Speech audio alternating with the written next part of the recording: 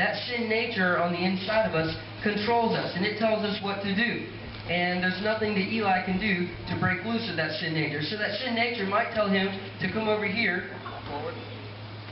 and to bonk this poor little camper on the head.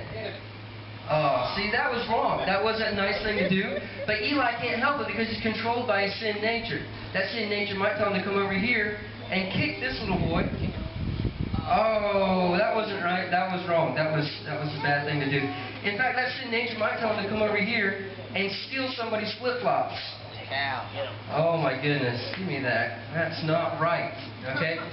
But poor Eli, he can't help it because he's controlled by his sin nature.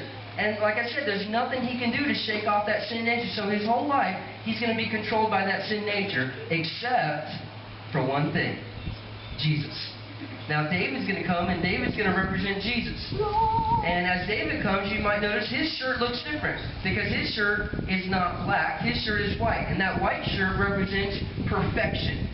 Jesus had no sin in him whatsoever, okay? Now when Jesus came, not only did he live a perfect life, but he died on the cross to take the punishment for our sin.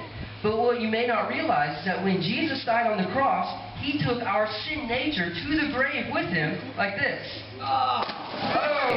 Did Jesus stay in the grave?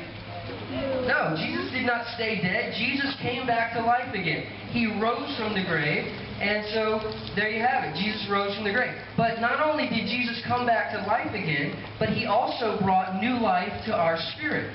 And now our spirit is no longer sinful. Because of what Jesus did, now our spirit matches the Spirit of Christ. We have that same perfection, that same purity in us. And so now Eli is no longer controlled by a sin nature. Now he's controlled by a pure, righteous nature. And that matches the very nature of Christ. Go ahead and give him a hug, guys. I think he needs a big hug.